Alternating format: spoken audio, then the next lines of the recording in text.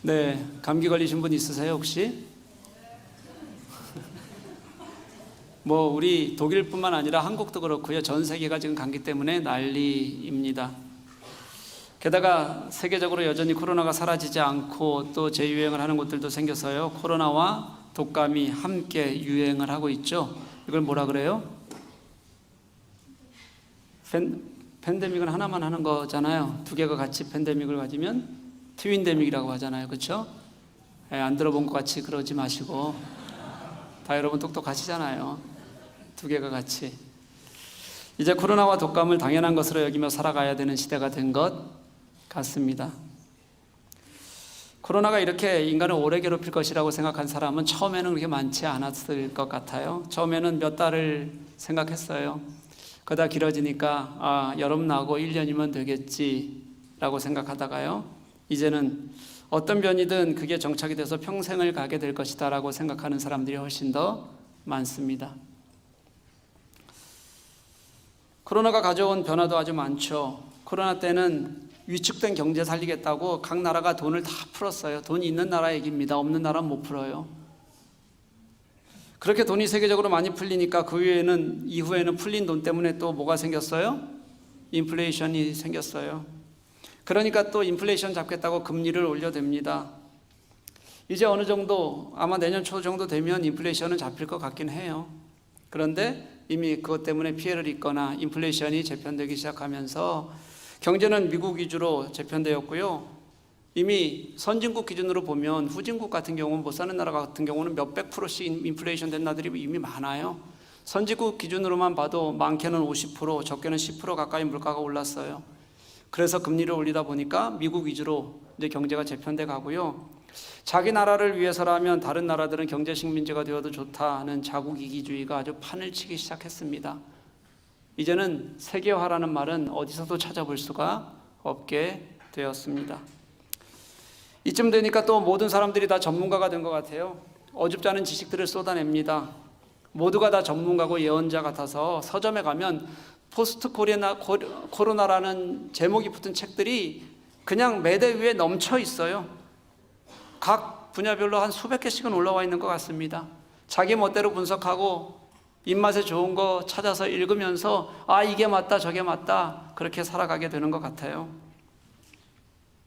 안타깝게도 이런 변화의 소용돌이 속에서 하나님의 뜻을 찾고 하나님의 계획을 묻고 그러는 것은 보이지 않는 것 같습니다. 그래서 저는 이런 시대일수록 우리가 지난 강해 때 보았던 말씀, 또 오늘 읽어가는 말씀이 너무 소중하다는 생각이 듭니다. 내일 내 생명이 어찌 될지조차 모르는 채 그냥 만들어가는 내 계획이 아니라 이제 하나님께서 계획하시고 인도에 가시는 뜻 안에 우리가 살아야 되지 않겠나라는 생각을 점점 더 소중하게 하게 된다는 거예요. 그저 안개처럼 수증기처럼 사라져버릴 그런 생명을 위해서 고작 장사하여 얻는 이익이 아니라 내가 진짜 주님이 내 생명 되셔서 그 주님과 함께 기뻐하며 사는 그런 삶을 사는 것이 얼마나 소중한 일인지 행복한 일인지를 생각하지 않을 수가 없는 시대가 되었습니다. 세상이 다 이기적으로 변해도 자기 나라만 살겠다고 어려운 나라들은 다 돌아보지 않아도 저와 여러분은, 우리 교회는 하나님의 정의를 늘 기억하고 그 마음으로 작은 것이라도 떼어낼 수 있는 그런 삶을 살 수 있기를 간절히 소망합니다. 네, 그냥 그렇게 살래요?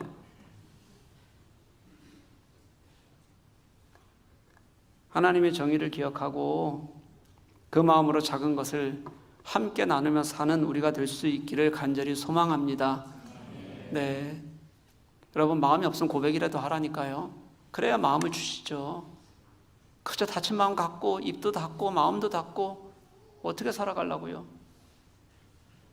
고백이라도 해야지 하나님께서 그 고백에 자꾸 마음을 더하실 거 아니에요? 둘째 주일, 대림절 둘째 주일 11월 4일에 대림절 음악회를 교회에서 열었습니다. 여러분 좀 오시지 그러셨어요. 네. 그때 우리 교우들 많이 참석 안 하셨는데요. 참석하지 않으셨던 분들 빼고 참석하신 분들과 그때 오셨던 독일 분들, 많은 분들이 음악회를 통해서 감동을 받았다는 얘기를 많이 하셨어요. 좋았다 그러신 게 아니라 감동을 받았다. 예전에 우리 교회가 음악회 계속했거든요. 해봤다. 어떤 일이든지 했어요. 근데 예전에는 사람들이 잘했다 그랬어요. 잘하거든요. 그렇죠? 근데 어느 날부터 어느 횟수가 전해지니까 사람들이 감동을 받았다는 얘기를 하기 시작해요. 근데 올해 유난히 감동받았다는 얘기를 정말 많이 들었어요. 왜 그럴까 생각해 보니까 이제 우리의 섬김에 마음이 담기기 시작했다는 것을 제가 느낄 수 있게 됐어요. 연주자들 화려하게 연주하는 거 좋아하잖아요. 그렇죠? 자기 드러내는 거 얼마나 좋아해요, 연주자들. 그거 안 될까 봐 막 그러고 그것 때문에 우리 교회에서 수없이 싸웠어요, 연주자들하고. 아니, 마음 없이 드러내려면 하지 마라. 그래서 우리 교회 전공자들이 잘 못 쓰는 거예요. 여전히 자기 드러내는 것들이 아직도 물이 안 빠져가지고. 많이 싸웠어요, 저 교회에서. 그런데 이제 연주하는 사람들도 마음을 담기 시작했고 점점 의미를 찾기 시작하고 그 마음으로 섬기기 시작하는 게 제 눈에도 보여요. 그러니 사람들이 감동 안 받을 수가 없는 거죠. 그때 후원금이 한 1,000유로 정도 거쳤어요. 우리 교회가 그만큼 더 더해서 타펠에 전달을 했어요. 그것으로 식품을 살 거예요. 그리고 여러분들이 준비해 주신 선물들 있잖아요. 그 선물과 함께 12월 23일 날 난민들에게 전달이 될 거예요. 얼마나 감사한지 모르겠어요. 양로원 봉사 2주 동안 했습니다. 이 양로원에 이제 행사가 있으니까 가족들도 몇 분 오고 또 할머니 할아버지들 계시고 그랬을 거예요. 할머니들께서 우리 교회 봉사자들이 너무 반갑고 그리고 우리 교회 봉사자들을 좋아하고 그들을 손잡고 싶어하는 모습들을 보인다 그래요. 그런 얘기 들을 때면 정말 감사해요. 왜 그럴까요? 섬김의 시간이 쌓이면서 그분들도 우리가 그저 행사 때문에 하는 것이 아니라는 것을 그분들도 이제 읽으시기 시작하는 거예요, 마음을. 그래서 그래, 저 사람들은 한국 사람들이 그냥 행사하려고 오는 게 아니지 어떻게든 와서 같이 마음 나누면서 오는 거지, 마음을 읽으시니까 진심으로 하니까 그들이 우리의 그 시간들을 즐거워하는 거예요. 저는 우리가 계속 그런 섬김과 은혜의 자리를 사모했으면 좋겠습니다. 마음으로 했으면 좋겠어요. 그런데 그렇게 우리가 다 그러면 좋은데, 마음으로 하지만 좋은데, 여전히 우리가 세상을 한 발짝만 나가면 우리 속에는 여전히 세상에 더 앞서 있는 것을 여러분 인정해야 합니다. 모두가 함께 하자 그러는데 그렇게 함께 하기가 어려워요. 같이 좀 교회가 했으면 좋겠다 그러는데 그게 그렇게 쉽지가 않아요. 그래서 오늘 여러분, 하나님께서 우리들에게 주시는 이 선포하시는 선지자적 선포에 한번 오늘도 말씀에 귀를 기울여 보셨으면 좋겠어요. 16절은 우리에게 이렇게 말합니다. 이제 너희가 허탄한 자랑을 자랑하니 이러한 자랑은 다 악한 것이라. 이 16절 원어를 보면요, 대라는 접속사가 붙어 있어요. 그러나 라는 뜻입니다. 그러니까 그러나 했으니까 그 앞절 거를 읽어야 안 된다는 거잖아요. 15절에 무슨 말씀이 있었냐면, 원래 우리는 주의 뜻이면 우리가 살기도 하고 이것도 하고 저것도 해야 한다라고 말해야 하는데, 이게 15절이었어요. 그렇게 말해야 하는데 16절 말씀 그러나 우리는 그러지 못하고 여전히 허탄한 자랑을 한다는 거예요. 다시 말하면 우리는 주의 뜻대로 서 있어야 되는데 여전히 반대되는 것을, 주의 뜻과 반대되는 것을 자랑하는 것이 우리에게 더 많다는 거예요. 이 허탄한 자랑이 어떤 것이냐면, 여러분, 의미 없는 것을 말한다, 허풍을 떤다, 그런 뜻이에요. 여러분들이 하는 게 허풍이 아닐 수도 있어요. 자기가 진짜 겪은 얘기를 하는 것일 수도 있고 내가 진짜 된 만큼 얘기하는 것일 수도 있어요. 그런데도 불구하고 그냥 허풍이라고 오늘 말하고 있는 것은 무슨 뜻이냐면, 자기 생명조차 내일 어떻게 될지 모르면서 하는 자랑이기 때문에 그래요. 내가 내일 죽을지도 모르는데 오늘 내가 가지고 있는 이것을 그렇게 자랑해 되니 생명의 주관자 되시는 하나님 입장에서 보면 이게 얼마나 의미 없는, 너 내일 죽을 건데? 얼마나 오늘 자랑이 허풍 같은 의미 없는 이야기겠느냐, 그렇게 말하고 있는 겁니다. 이런 자랑의 가장 큰 문제는 생명마저도 자기의 뜻대로 될 것이라는 생각이 있어요. 나는 내가 이룬 것은 언제까지든지 누리고 살 것이라는 생각이 그 가운데 있어요. 이게 하나님 없이 자신을 의지하는 것이라서, 그래서 다 악한 것이라고 그렇게 말씀하고 있는 겁니다. 여러분, 근데 인간이 그렇지 못해요. 철학자들이 인간을 왜 연구하기 시작했을까요? 인간이 얼마나 위대한지 알고 싶어서요? 아니면 인간의 사유의 깊이가 얼마나 깊은지 느껴보고 싶어서요? 아닐 겁니다. 인간에게 있는 가장 근본적인 질문이 뭐냐면, 인간은 한계적 상황에 놓이는 그런 존재라는 거예요. 우리가 우리 힘으로 못하는 것들을 경험하게 된다는 거예요. 또 인간은 누구라도 죽음의로의 존재라는 거예요. 이런 인간의 불안함과 이런 불안전함이 인간을 연구하기 시작하는 거지, 우리가 그런 불안함과 불안전함이 없었다면 인간은 먹고 즐기는데 아마 우리의 악을 다 쏟았을 거예요. 이런 우리의 모습이요, 이 허탄한 자랑이 어디에서 오는 것이냐면, 저는 이걸 처음 에덴에서 봐요. 에덴에서 있었던 죄성, 하나님을 멀리하고 세상을 보니까 그게 먹음직스러워 보였어요. 더 자세히 보니까 그게 보암직해 보였어요. 그리고 그걸 먹으면 내게도 지혜가 생겨서 하나님 없이도 내가 내 삶을 다 알아서 할 수 있을 것만 같이 그렇게 보였어요. 이게 다 허탄한 자랑, 하나님께서 창조하신 것 안에 있으면서 하나님을 넘을 수 있을 것 같은 착각을 누리는 그런 허탄한 자랑, 그게 우리의 죄성 속에 있는 모습이라는 거예요. 저는 16절을 보면서 우리에게 주어진 삶을 한번 생각해 보게 됐어요. 인간에게는 우리 스스로를 지킬 만한, 우리의 생명을 지킬 만한 어떤 능력도 우리에게는 없습니다. 간단히 말하면 언제 죽을지 모른다는 거예요. 여러분, 대한민국에서만도요, 그냥 아무런 병도 없었는데 갑자기 죽는 돌연사라고 얘기하죠? 돌연사가 얼마나 많은 줄 아십니까? 그냥 죽는 거예요. 그래서 우리가 하나님을 찾고 우리의 구원의 문제에 매달리는 거 아닙니까? 저는 죽음을 앞둔 가족들, 우리 교회 교우들 중에서도 또 너무 깊은 병에 이제 도저히 어떻게 할 수가 없어서 기도밖에 할 수 없는 가족들을 보면 저는 그 간절함이 느껴져요. 저도 같이 기도하면서 하나님의 일하심을 간절히 기도합니다. 우리 교회가 같이 섬기는 인터링크예요. 헤업슈타인의 은문건 선교사님 아내 되시는 이경순 선교사님 이야기 우리 많이 들으셨을 거고 계속 기도 중에 있어요. 5차 항암을 받았습니다. 4차까지 너무 경과가 좋아서 정말 감사하고 또 감사하고 그랬어요. 오늘 새벽에 제가 받은 문자 읽어드릴게요. 이경순 선교사가 5차 항암 치료 이후 많이 힘이 듭니다. 부작용이 많은 곳에서 나타나고 있어요. 얼굴이 많이 붓고 구강이 다 헐고 입술이 퉁퉁 부었는데 가라앉지 않아요. 위와 장에도 계속 통증이 있어서 먹는 것도 어려움을 겪고 있습니다. 온종일 마사지와 안마를 해야 겨우 잠이 들어요. 항암이 거듭할수록 면역력이 저하되고 피에 있는 백혈구, 적혈구, 혈소판 수치가 현저하게 떨어져서 어려움을 겪고 있습니다. 그럼에도 불구하고 속히 치유를 위해 약물의 강도를 낮추지 못하고 있습니다. 수치상으로 많이 치료되고 있지만 완치를 위해서는 반드시 겪어야 하는 과정인 것 같습니다.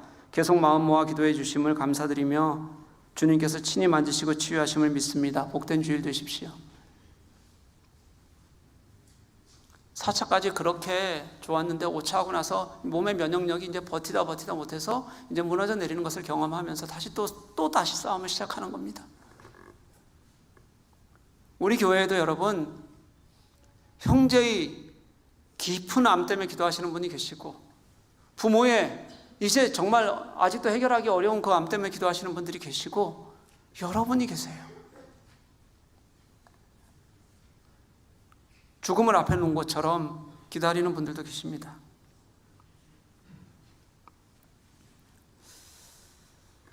저는 가끔 그런 상상을 한번 해봅니다.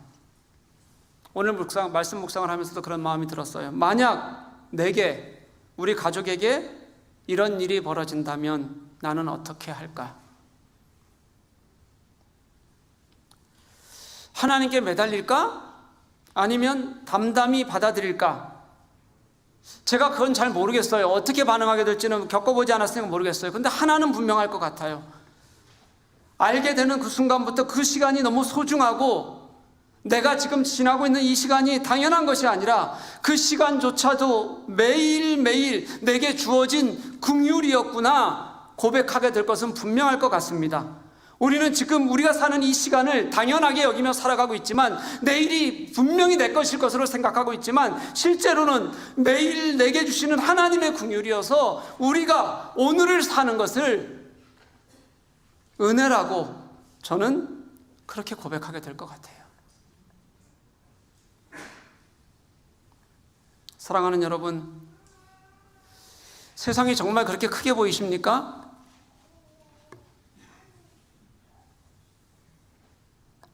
우리 삶의 어떤 시간도 당연한 시간은 없습니다. 우리가 당연히 누려야 될 권리 같은 게 우리들에게는 원래는 없어요. 도저히 불가능한 죄인인 우리를 사랑하셔서 구원하신 것이지 우리가 누릴 어떤 자격이 있어서가 아니에요. 내 생명이 나에게 달리지 않았다는 것도 여러분 우리가 잘 아시잖아요. 우리는 매일매일 하나님의 긍휼의 시간을 살아가고 있는 겁니다. 매일매일 하나님의 은혜로 사는 겁니다. 이게 우리 삶의 진리라면 내가 계획하고 나의 생각과 유익만을 가지고 있는 우리의 자랑은 허탄하고 악한 자랑일 뿐이라는 것은 너무 당연합니다. 왜냐하면 거기에는 하나님을 하나님으로 대우하는, 하나님을 하나님으로 인정하는 마음이 없기 때문에 그렇습니다. 우리가 고백해야 할 것은 내가 약하다는 것이어야 하고요. 내 약함을 도리어 강하게 하시고 이 속에서도 매일매일 우리들에게 오늘을 사는 긍휼을 주시는 하나님의 강함이 우리의 그 은혜가 우리의 자랑이어야 하는 것입니다. 17절 말씀은 이렇게 기록되어 있어요. 그러므로 사람이 선을 행할 줄 알고도 행하지 아니하면 죄니라. 여기서 이 선한 일은 단순히 자선을 말하는 것이 아니에요. 올바른 일 그리고 정의로운 일을 말하는 겁니다. 그런데 한번 보십시오. 올바른 일과 정의로운 일을 살아내지 않았다고 해서 죄악을 저지른 것이 아닌데도 오늘 말씀은 죄 이렇게 규정하고 있어요. 이런 개념이 성경에서도 그렇게 흔한 개념은 아니에요. 여러분, 우리가 도덕적 마음을 가지고 금지된 악을 피하는 것은 언제든지 할 수 있어요. 하지만 선을 행하기 위해서 적극적으로 찾아 나서고 하려고 애를 쓰는 사람이 몇 명이나 될까요? 여기 있는 우리 중에서도. 말씀을 보면 알 수 있어요. 17절 말씀은 그러므로라는 단어로 시작해요. 왜 선을 행하지 않는 것이 죄가 되느냐면요, 그게 우리가 16절에서 봤던 하나님을 하나님으로 인정하지 않는 자세, 결국 하나님과의 관계가 단절되고 자기만을 위해서 사는 자세에서 이런 일이 생기기 때문이에요. 선을 행하지 않게 되기 때문이에요. 그래서 그런 사람들은 하나님이 기뻐하시는 일을 할 수가 없습니다. 이 16절과 17절 말씀을 어떤 학자는 이렇게 표현했어요. 16절을 더하는 죄 이렇게 표현했어요. 허탄한 것을 더하는 거잖아요. 삶에서 허탄한 것을 쫓고 계속 그것을 찾는 것도 더하는 죄예요. 그런데 17절 죄는 뭐라고 얘기하냐면 생략의 죄, 빼는 죄라고 표현을 했어요. 하지 말아야 할 것을 하는 것도 죄지만 주님께서 우리들에게 하라고 말씀하셨던 것을 하지 않는 것, 생략하는 것도 죄라는 거예요. 왜냐하면 하나님의 가르침은 분명히 말씀을 보면 하지 말라는 것도 있지만 하라는 것이 같이 있거든요. 그런데 우리가 하지 말라는 건 윤리적인 관점에서 그래 하지 말아야지, 조금만 하면 죄야 라고 정죄할 줄은 아는데 하라고 말씀하시는 것은 하지 않아도 괜찮다고 여기면서 우리는 그냥 살아가고 있는 거예요. 그러면서도 그게 죄인 것을 깨닫지 못하는 거죠. 하라는 것을 하지 않을 때 그게 하나님과 얼마나 멀리 떨어져 있는 것인지 깨닫지 못해요. 그리고 하나님과 멀리 떨어져 있어도 괜찮은 것처럼 여기면서 살아가는 겁니다. 저는 이런 생각이 들어요, 여러분. 우리가 그렇게 주님의 가르침을 살지 않으면서도 나는 신앙이 좋다고 착각하는 이유가 있더라고요. 선을 행하려고 하지 않아도 나는 주님을 잘 섬기는 사람이라고 착각하는 이유가 있더라고요. 뭐냐면 주님은 우리에게 우리가 당신의 증인이 되라고 하셨어요. 근데 우리는 예수님을 나의 증인으로만 여기고 살아가는 거예요. 무슨 말이냐면요, 증인이 뭐죠? 어떤 것에 증거가 되는 것이잖아요. 증거가 되는 사람을 증인이라고 하잖아요. 내가 어떻게 살아서, 내가 어떻게 주님을 전해서 주님이 내 속에 살아계셔서 나를 보면 주님이 증거되는 그런 증인이 되어야 하는데, 예수께서 내 삶을 도우셔서, 예수께서 나를 지키셔서, 그가 나를 위로하셔서 내 안에 계셔서 주님이 나의 증인이 되신 것, 그래 주님이 나와 함께 하시지, 이것만 우리는 좋아하고 그렇게 해서 관계 맺어지는 거예요. 그렇게 관계 맺어지면 내가 주님을 위해서는 단 하나도 하지 않아도 주님이 나를 사랑하셔서 하신 그 일만으로도 나는 주님과 관계 맺어져 있으니까 그것만으로도 나는 너무 좋은 신앙을 살아가고 있다고 착각하고 살아가는 거예요. 단 하나도 주님이 하시는 일을 하지 않고서도 주님과 관계 맺어진 게 여전히 나를 포기하지 않으시는 주님의 사랑이시고 끝까지 붙드셔서 당신의 증인 삼고 싶어 하시는 건데도 그것만으로 나는 야, 나 신앙 괜찮아 착각하고 살아가는 거예요. 내가 한 게 하나도 없어도요. 나를 위해서 주님이 일하시면 나도 신앙이 좋은 거예요.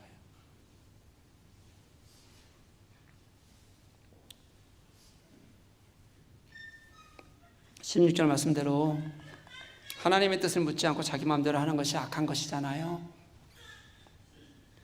17절 말씀에서 하나님이 기뻐하시는 일, 선한 일을 하지 않는 것도 결국 죄입니다. 이것은 그저 윤리적인 얘기하고 있는 것이 아니에요. 그리스도인들의 존재를 물을 때 주님께서 종말론적인 삶에 대해서 우리들에게 말씀하실 때 신앙의 기준으로 우리들에게 제시하시는 것이 바로 이런 것이었어요. 마지막 때에 예수님께서 사람들을 양과 염소로 나누실 거예요. 그리고 그들에게 하나는 옳지 않았다, 하나는 옳았다고 얘기하실 때 그 기준이 뭐였냐면 작은 아이 하나에게 한 것이 내게 한 것이다 말씀하시는 그 예수님의 가르침에서 지금 우리가 주님이 가르치시는 선한 일을 행해야 한다는 것을 주님은 이미 말씀 속에서 우리들에게 분명하게 가르쳐 주셨습니다.